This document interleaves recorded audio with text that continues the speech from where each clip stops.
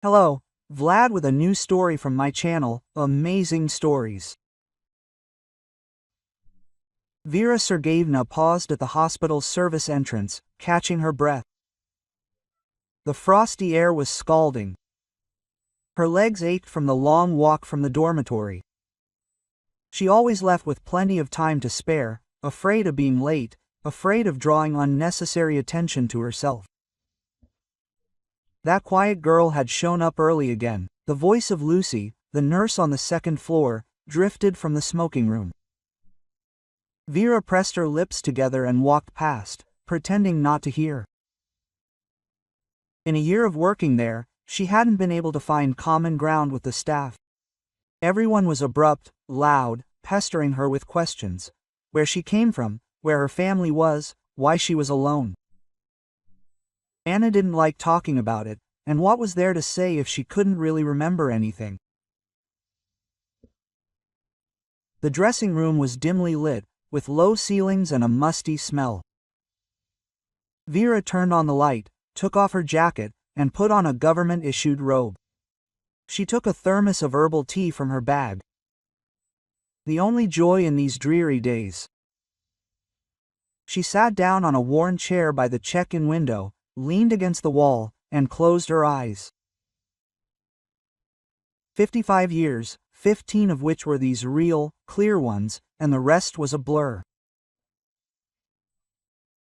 Fragments, dreams that she couldn't distinguish from reality. Sometimes she woke up in the middle of the night with the feeling that someone was calling her name. Not Vera, but something else. But she couldn't remember exactly how. She woke up then in intensive care. The doctors said, DP, traumatic brain injury, amnesia. They showed her a half-burned passport. It said, Vera Sergeyevna Kolesnikova, so that was her name. No relatives were found. The registered address turned out to be a dilapidated house in a village, with hardly any personal belongings. Old furniture, a couple of dresses in a closet, faded by the hangings. It was as if life had never existed there at all. The specialist spoke vaguely. Memory may return in a month, or in a year, or it may not return at all. It happens in different ways. For the first few years, she was tossing and turning, trying to remember anything, looking for familiar places, but nothing responded.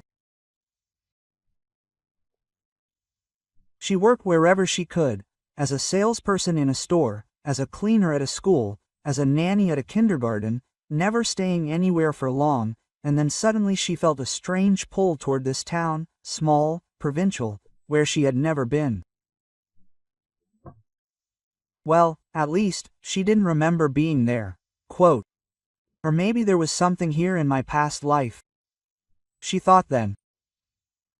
And moved.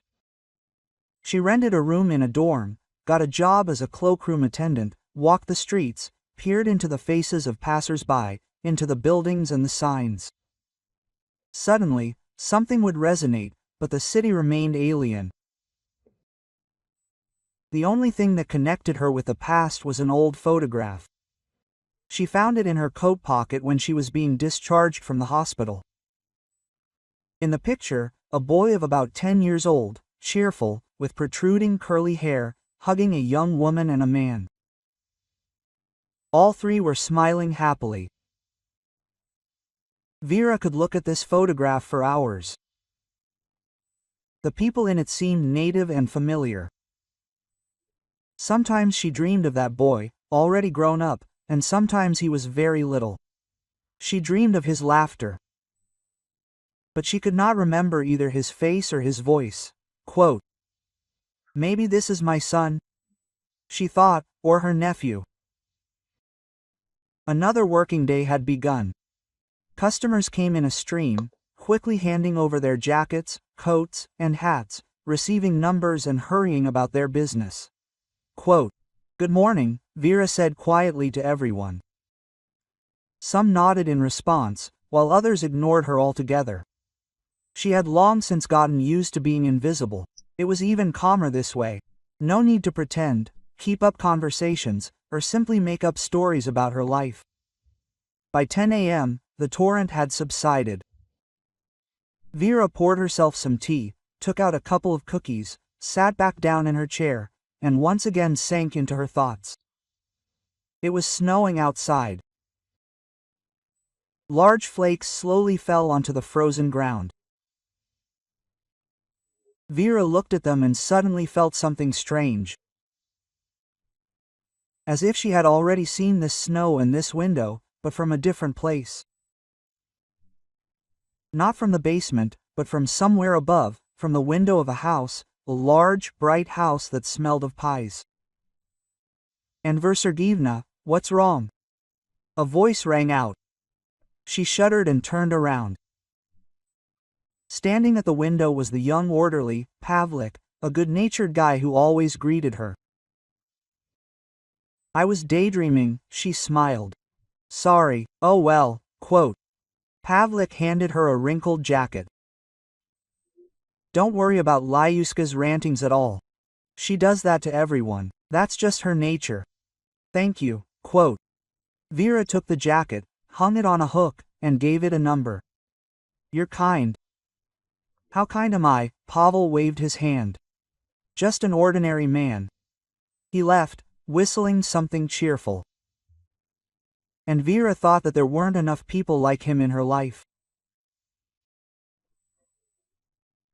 They couldn't fill the void that lived inside her, and the void in her memory. The day dragged on.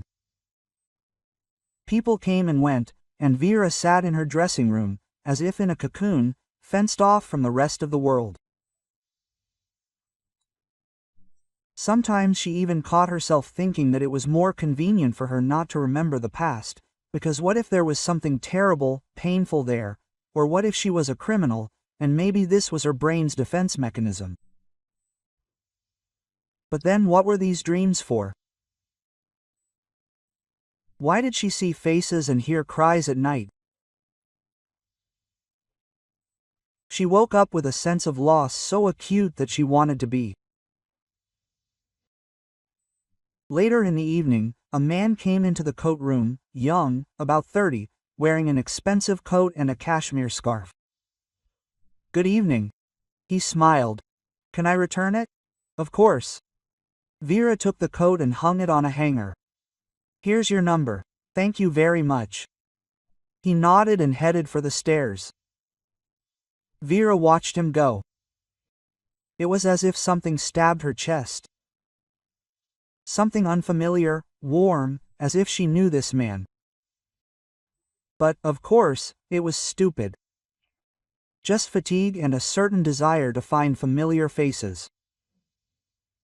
The man stayed upstairs for about an hour. When he came down, he looked rather exhausted, went to the window, and handed over his number. Vera, as usual, handed him the coat. He thanked her, reached into his pocket for his phone, and suddenly something fell on the floor. "Oops." Vera bent down and picked it up. "Your wallet fell off. Thank you, quote." The man took the wallet, but it opened, and cards, bills, and some pieces of paper poured out. "Oh, my," and he squatted down and started collecting them. "I always drop everything." Vera rushed to help, picked up a couple of bills, a few business cards, and suddenly saw a photograph, old and yellowed. She reached out to pick it up and froze. The photograph showed a boy of about 10 with protruding curly hair. He was hugging a young woman and a man. And all three were smiling happily. It was exactly the same photo that was in her bag. "What is this?" Vera whispered, feeling the ground slipping out from under her feet. The man raised his head and looked at her. "This is my family. It was a long time ago, though, that they took this picture. I'm about 10 years old here. Oh, and who's this?" Vera pointed at the woman with a trembling finger. "My mother." And pain appeared in the man's voice. "But she's gone. She died 15 years ago." Vera felt a ringing in her ears, took her photograph out of her bag and put it next to his. They were absolutely identical. The man looked first at the pictures, and then at Vera. His face turned pale. "Where did you get this?" he muttered. "I don't know." Vera grabbed the edge of the table to keep from falling. "This is the only thing I have left after the accident 15 years ago. I don't remember anything." They looked at each other and were silent. As if time had stood still in this dank dressing room. "What is your name?" the man finally asked. "Vera. Vera Sergeyevna Kolesnikova, quote, according to the passport." He swayed, clutching the wall. "No, Mom," he breathed out. "Your name was Nadezhda Mikhailovna Serova. We thought you were dead." Nadezhda Nadia. The name echoed in her head. As if something in the depths of her memory had cracked. Suddenly, light gushed from there. Quote, "Tell me," she whispered. "Tell me, please, who am I, who are you?" They sat down next to each other on the sagging chairs in the dressing room, and the man began to speak slowly, pausing because his voice broke. His name was Dmitri. He was 30. 15 years ago, he lived with his mom and dad. They lived amicably, happily, the three of them. And then my father became seriously ill. An operation was needed, but it was only performed in the district center, in the regional hospital. Nadezhda took her husband there, got him settled, but she herself could not stay. At home, she had an elderly, sick mother who needed care. So, every 2 days, she went to visit her husband. I offered to go with her. Dmitri ran his hand over his face, but his mother did not want to. She said that I should be at home with Grandma, and she was not afraid, because she was used to it. But Dmitri saw how tired his mother was, and how after yet another trip she fell on the bed and lay there without undressing, her face buried in the pillow. How she lost weight, how the circles turned blue under his eyes. And every time he worried when she left. That last time, he was especially nervous. It was November.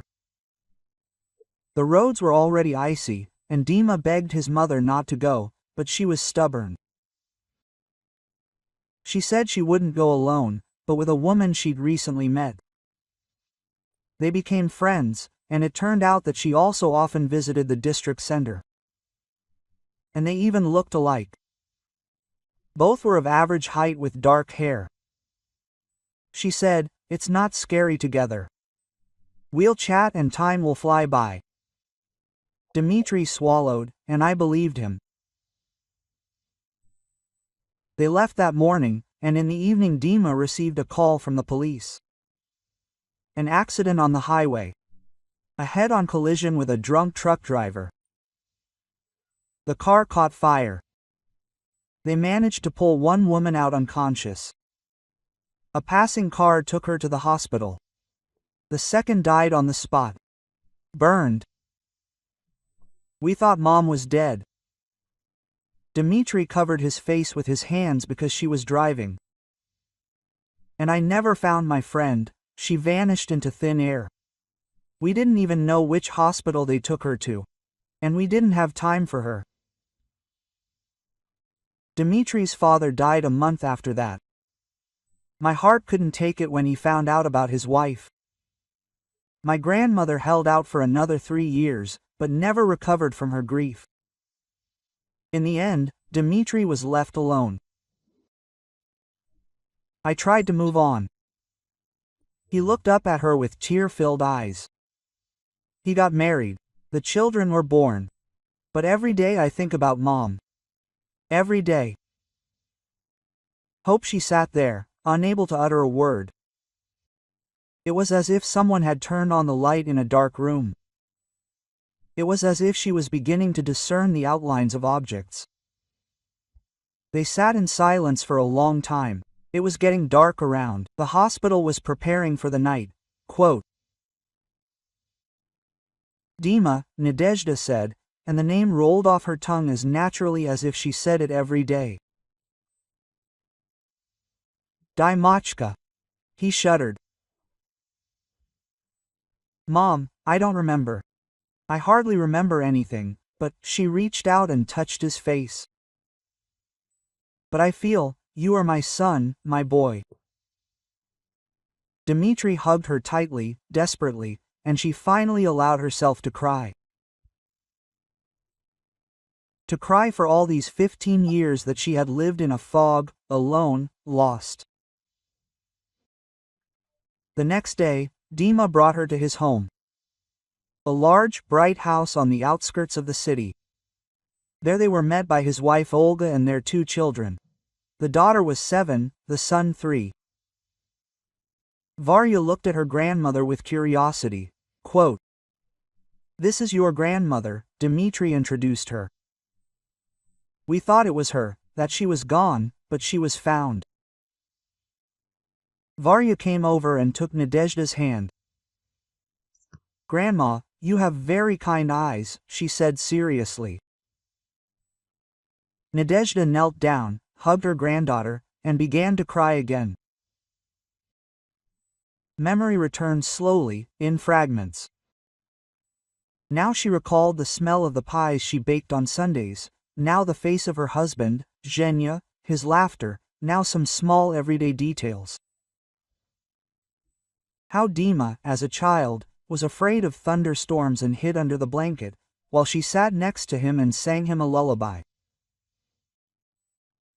How they went to the seaside with the whole family, how Dima built sand castles there, and how she always kissed the top of his head and whispered, "Sorry, my dear." All of this emerged like puzzle pieces, gradually coming together to form a picture. A week later, when Nadia had almost settled into her son's house, she was sitting in the kitchen with Olga. She was cooking dinner, and Nadezhda was helping peel vegetables. You know, Olga spoke quietly, without looking at her. Dima never stopped talking about you, even a year later. He often came to your burial site, brought flowers, stood there for a long time. I thought he would never be able to let go of the past. How much have I missed? Nadezhda shook her head.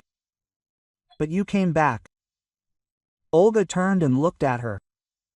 And that's the most important thing. Now you have us, the children. Varya adores you, constantly asking when you'll play with her again.